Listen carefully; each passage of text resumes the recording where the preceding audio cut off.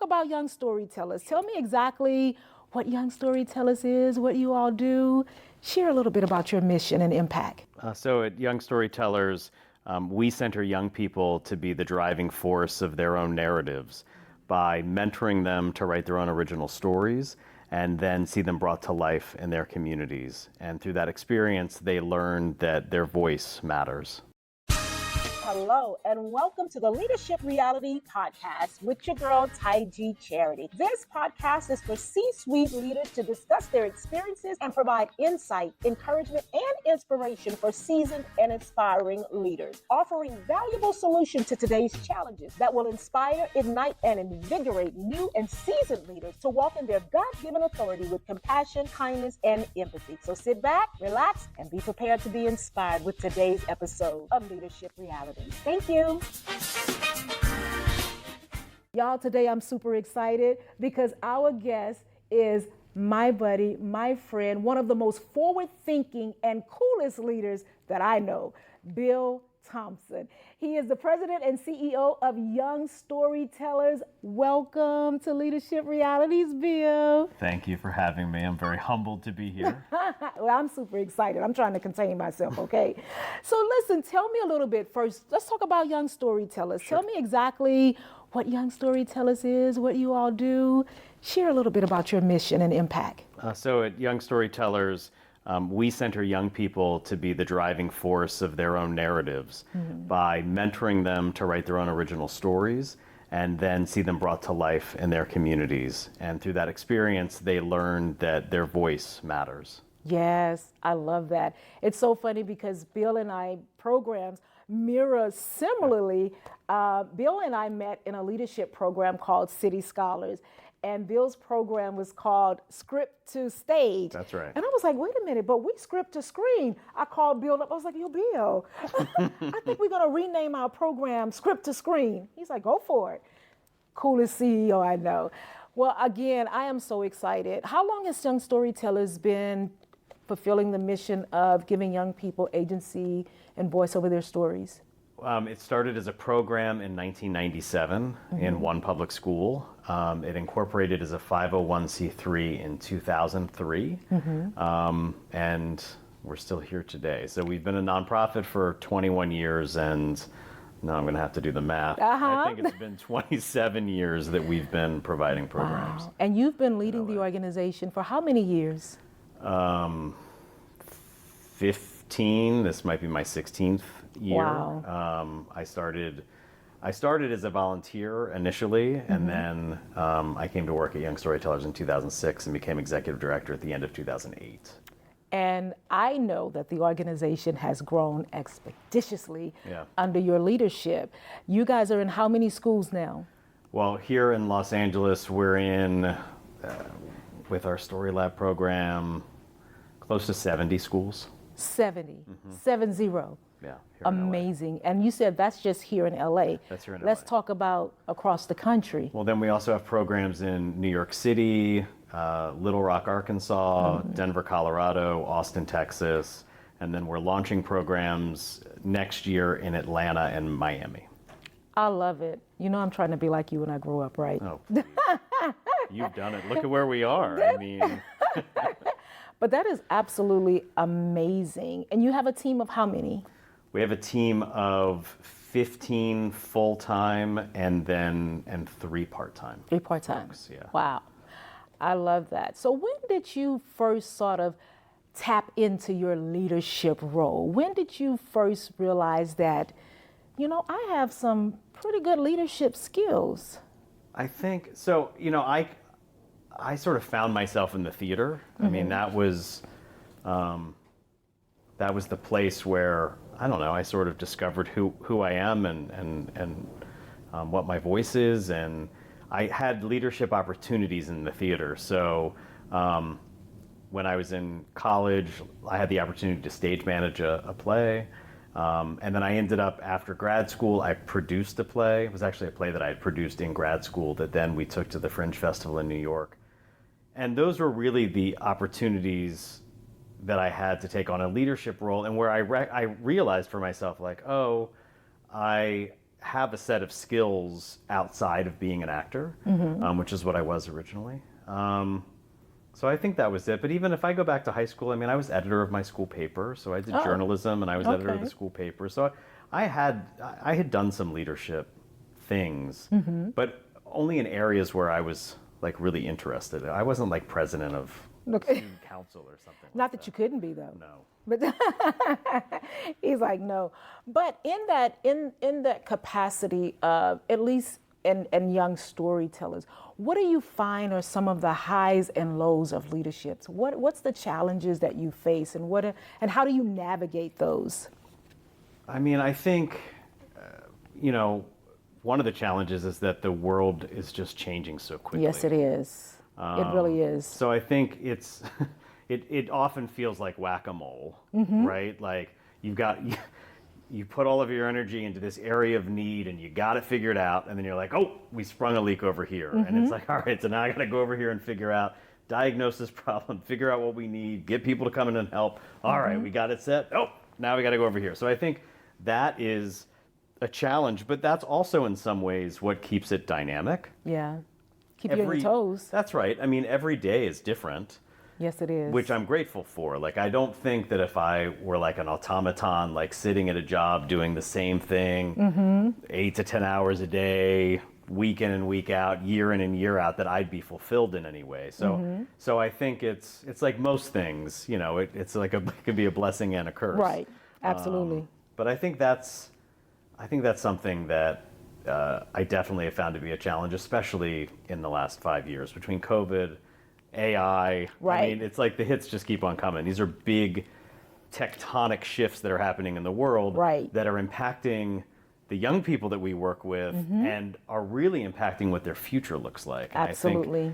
I think, trying to stay ahead of that the best that we can is what I try to spend time doing. Absolutely. How do you keep your team inspired and encouraged as we navigate this? The answer to that is always they just work with the young people. Yeah. Right? I mean, Yeah. I think that's true. Like the team, so many of our team started as volunteers, like working in programs. And then when you move to the office, you're coordinating everything that allows the programs to happen. But we think it's really important for our team to still be participating in programs. Absolutely. Because I think it just keeps you keyed into the mission and grounded and gets you understanding and reminds you of like what you're doing and why you're doing it. And when things are tough, it's not as tough as it is for the young people that you're working for. So I really think that's the key, the strategy for us. Yeah. So all of your employees were volunteers first? No, not all of them, but many of them. A lot of them came through. I mean, that's how they were introduced to it. I'm sure this has happened for you too. Like as you professionalize as an organization, it becomes less about the people that were there in the beginning and more about people that have been other places that are bringing in skills and experiences that are going to help move the organization forward. So now in our hiring process, I mean, we're identifying, very skilled people that have been doing it in other places and bringing them in and saying like, share some of that secret sauce with us so that we can grow as an organization. Yeah. That's very important. And I know for us really trying to find the right people to put in, certain positions, but really making sure that people understand the why behind what we do and they're able to connect with the young people. But we brought first. in first and foremost. And that's right. There has to be values alignment, and that's exactly. I mean, because otherwise it doesn't matter what skills or expertise or how smart they are. If you don't fit into the culture. If they don't fit into the culture. If they don't get why you're doing what you're doing. 100%. Right. So what is the culture like at Young Storytellers? Because I view you as like the coolest guy ever. I get to sit with you in leadership class and just hear some of the profound stuff that you share. And I'm like, wait a minute, why wasn't I writing that down? If I could have my phone out during class, I would record a lot of the stuff I hear you say. But, I mean, I think I would describe our culture as it's just people-centric. Right? I think we care about people. We're in the business of people. We attract people who care about people. Yes. I think it's a culture of like decency and Yeah, integrity and the common things that we should all possess, I think we right? should all have. Exactly. And honestly, like I feel so responsible for the culture because I've been able to create the culture. So Yeah. really, it's also a culture that I think puts people first, allows them to show up as their full selves. Family is super important in our culture. So I think that those are the things. I don't know. It's the golden rule. Yeah. Right? Treat Of people like, the way you want to be treated. 100%. Yeah.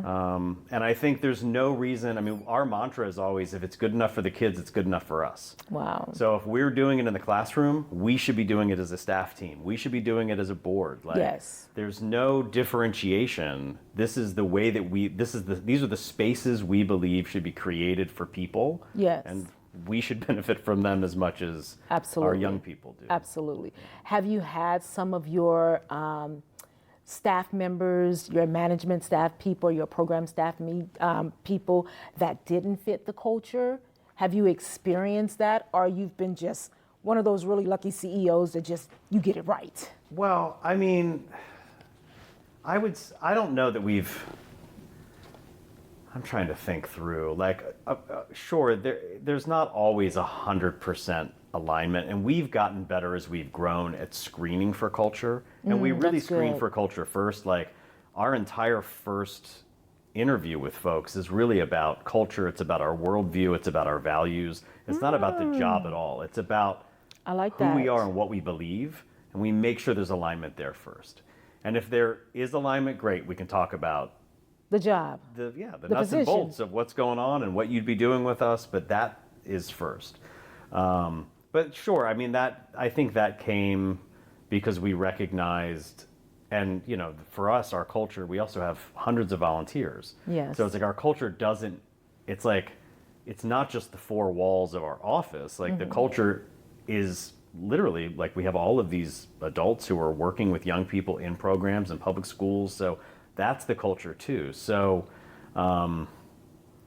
I think we try to screen for that. It's happened probably more with volunteers than it's happened with staff, of Yes. having things happening and us feeling like, oh, this isn't a values alignment, or we're like not in sync here, or Yes. that's not the way we would have dealt with that situation. Yes. And then we take accountability for that. It's like, well, maybe we didn't train as well as we should have trained for this moment of like how you should have responded. But sometimes it's also like, this just might not have been a fit. Yes. Yeah. So how do you navigate that when it's not a fit? Like what systems do you have in place? And I'm asking that question because that's one of the things that I have struggled with as a leader. One, because, I love people and I like staying connected to people, but when it's not a good fit, how do you communicate that so that, you part ways and we're still friends? Because it's nothing personal. I tell people all the time, like, this is not personal. This is always about the mission and the impact of the work that we're doing. And if you're not a fit, it's okay. Yeah. I mean, I think what you just said is the answer. I mean, I think it's It's not always received that well, though, because people, when you can't- have to part ways, you're not you walk away with. responsible though for how people People receive say it. that all the time. But you're not. I Like, feel you're not. so- If you're treating someone with dignity and respect, and you're talking from a place of like values and beliefs, people are going to receive things the way they're going to receive things. Okay. I mean, I don't know. I think we both have good people skills. I think we Yes. both have a relatively high emotional IQ. Yes. I think the fact that you're even sensitive to the reception of the information, Right. right, that you're thinking about how am I being received Yes. is 95% of the job, right? Right. I mean, meaning that you're probably going to be received better because you're actually thinking about that. I don't know, at the end of the day, I do think you just try to respect someone as a person, Right. and find common ground and find the places where you do agree. And then, like you said, it's not a personal thing. Right. If it's not working, it's just not it's working. not working. And I think everyone knows everything. Like deep down, people know. So they may say, oh, everything's fine. They know it's not fine. People know it's not fine. It's not a good fit. That's right. So I Yeah. think on some level, like, I've often found in those conversations that there's a sense of relief, Okay. because it's like, okay, Yeah. like, we're both seeing the same thing. Right. Even if we maybe didn't want to believe that that was the case, Right. this is a space where we can just sort of confront it and say, like, this Come is to what's an happening. agreement. Yes. I think I've come to terms with the thought process of I really want to be a reference for you, even if you're not a good fit in this environment, because it is about the team. Yeah. It's not about me as a person. It is about how do you work with our team collectively and as a whole. And if you don't work with our team well, then you're not a good fit for this particular culture.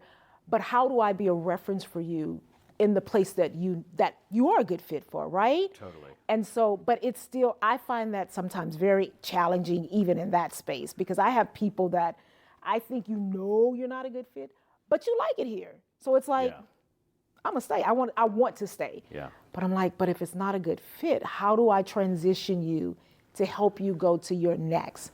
Like, what would be a better fit? What would be a better fit? Yeah. No, exactly. I think I've done plenty of that too, of like giving someone a long runway, right? The opportunity to depart gracefully and in a position that ultimately is like a net gain for both. Yes. Right? Yes. It's growth for them, and it's also then an opportunity for us to move in a different direction. Yeah, that's good. I mean, I think that's always sort of the goal.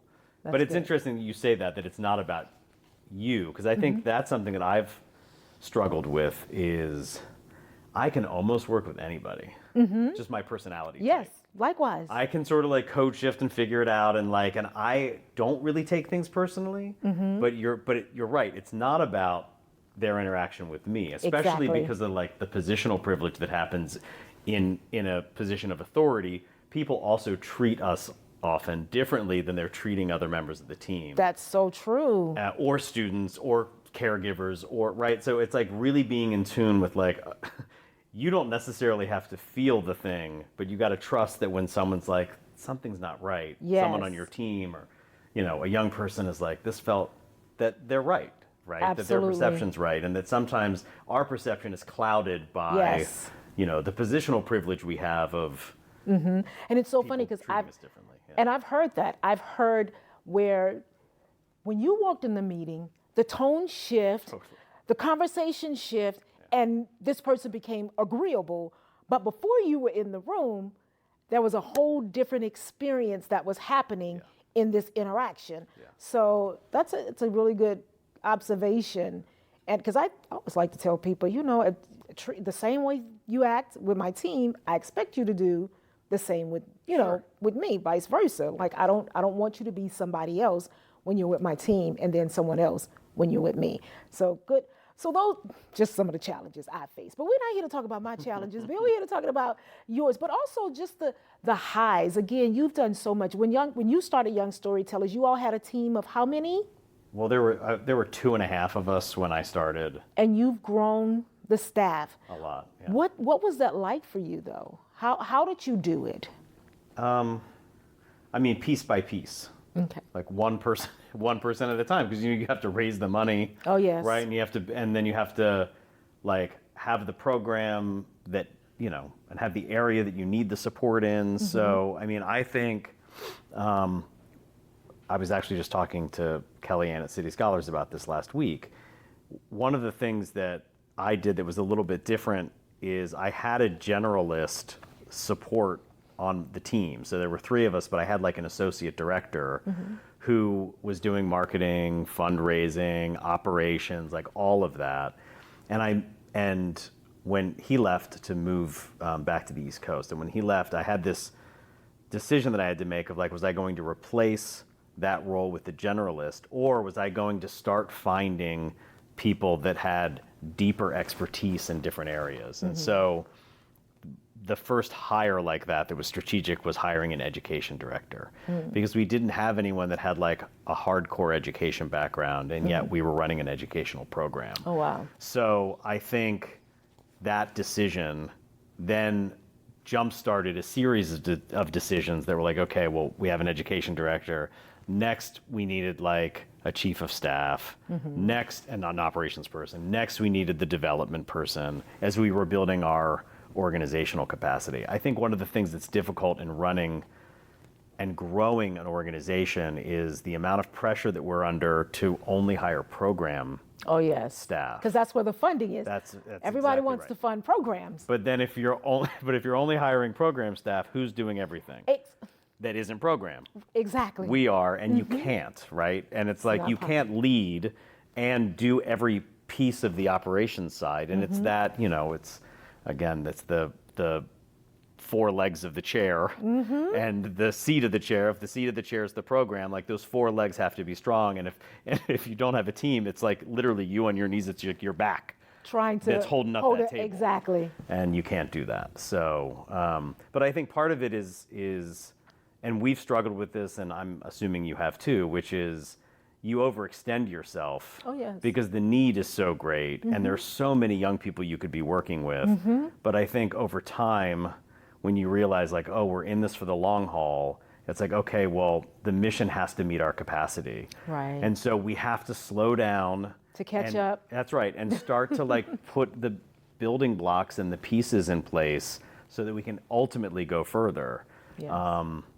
And it took me a long time to learn that, because I think, I'm sure you felt this of like burning yourself out and burning your small team out. And it's like, this isn't actually getting us Exactly. anywhere. Another form of, is it sustainable or not? That's right. Is what we're doing sustainable? And the need has not, you did not solve the need problem by overworking everybody. The need is still there. Absolutely. So it's like, okay, well, if that's the case, and there are still tens and hundreds of thousands of young people that you could be working with, then like, let's do it as smart and as sustainably as possible. And that's the challenge when you do know your why, in a sense, because we're here to serve young people, and us specifically kids in foster care, and we know the realities of what's happening with kids in foster care. So it becomes the driving force behind what you do. But it's like, Rome wasn't built in a day. How many times have we heard that, right? Yeah. And you wanting to solve, at least I know in my case, trying to solve all of these issues that were long before you came along, will probably be long after, hopefully not. Hopefully the work will sort of mitigate a lot of the issues that we're facing. But you're wanting to take all of this on and get it done at the same time. Sure. That's my sense of urgency for everything. Yeah. It's like there's a child out there who's in need of our support. How are we showing up for them? Yeah. And it was you. When I first started City Scholars, I think 8 years ago, Kellyanne had, made an introduction with us, and you said, I'm willing to meet you for coffee. Let's go sit down and talk. And you started asking me these questions, and you said, well, how are you sustaining? How are you even getting paid? And I was like, yeah, I pay a stipend. You was like, no, that's not sustainable. I was like, huh? He's like, that's not sustainable. And you begin to really share with me a plan and putting a strategy in place. So I am forever grateful just for you taking the time out to talk to me and just impart some wisdom into me at a time when, because for me, it was all, like Kellyanne told me, she said, you know what? I understand this is almost ministry. She said, but this is business, and you have to run this like a business. And you brought to me just some business elements that I didn't have when I first started the organization, and I'm just forever grateful. Well, I thank you for that. I mean, part of it is about business, I guess, but I think the way that I viewed it was that you were undervaluing yourself. So I was sitting across the table from you thinking like, you're this incredible asset for this organization, right? And if you're not taking care of yourself, and you're not like, if you're creating financial stress for yourself, at the end of the day, like, you're not going to be in the best position to move this organization to help as many young people as you're capable of helping. And it was, and so much of it was that, like, and I remember this so clearly, the leaning into being the CEO.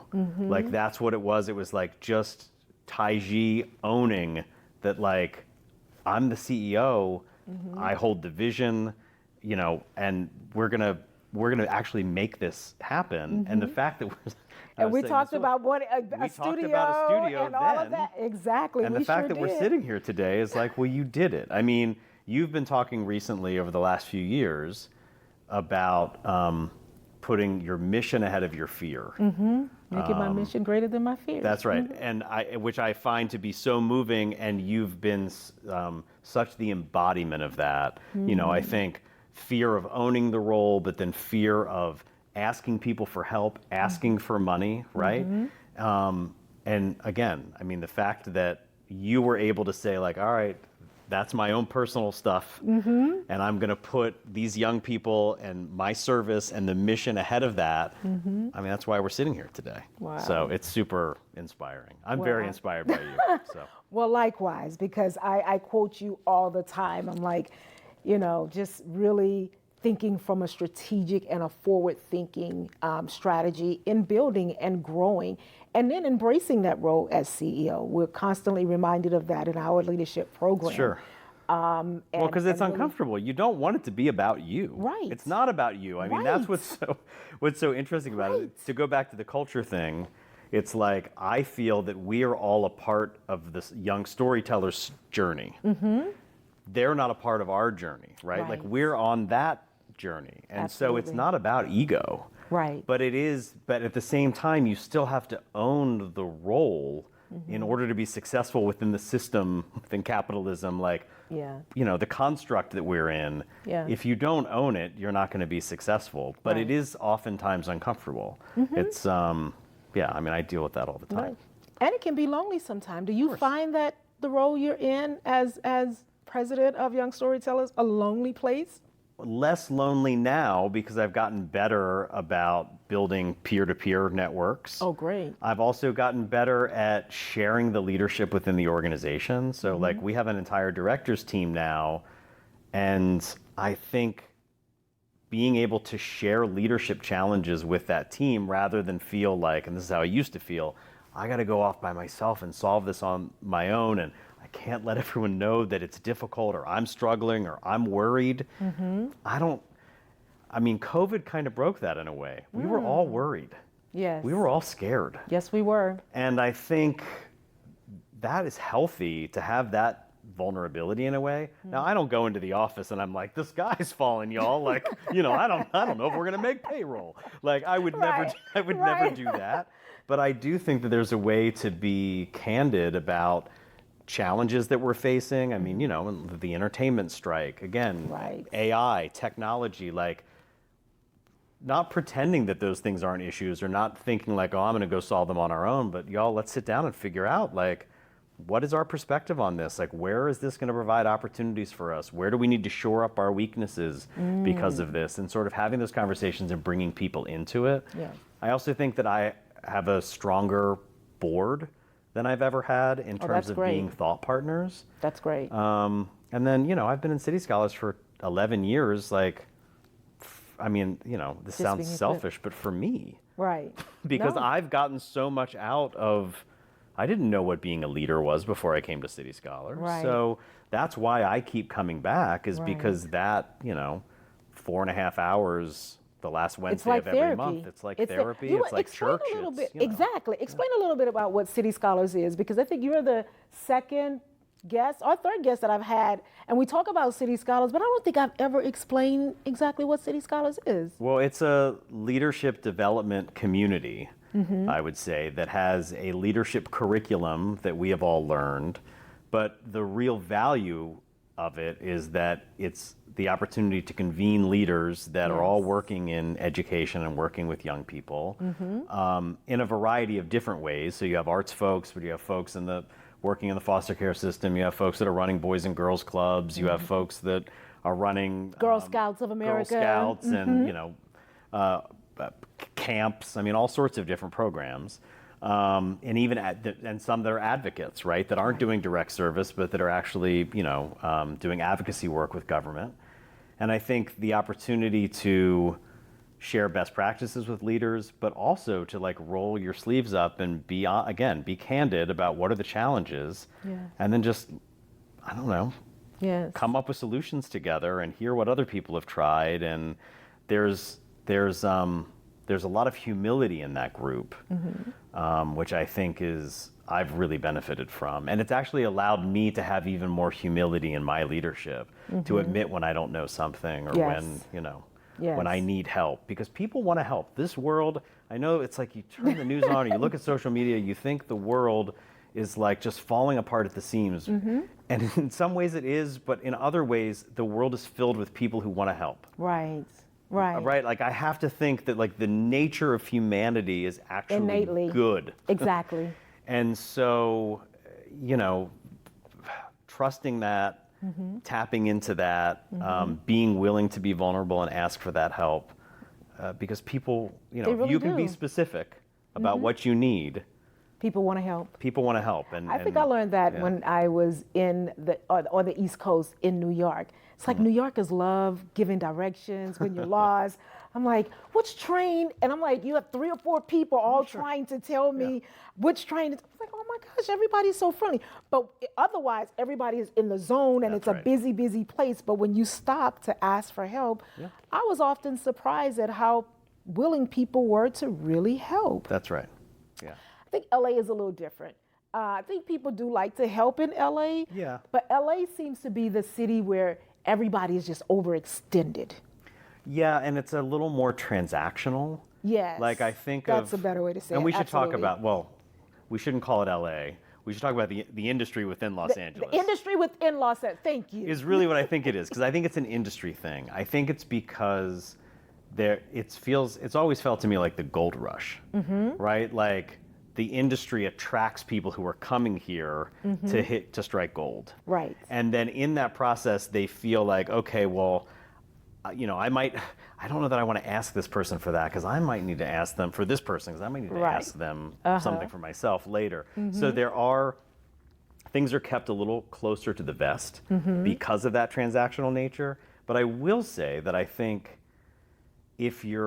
what I found in the entertainment industry, doing the work that we're doing, is that as long as the values are aligned, you then end up attracting the best of the industry. Absolutely. And the best people. So I'm so grateful for the people that we are connected to, who are supporting us, because they're some of the best people Absolutely. I've ever known. They will roll up their sleeves. That's right. And get in the grind. That's right. With you. Absolutely. But it's always the values. You just have to start with the values. And if that's right, and if that's clear, and they're doing it for the kids and not ego or themselves or whatever, then there's a lot of helpers here. And a lot of alignment. Yeah.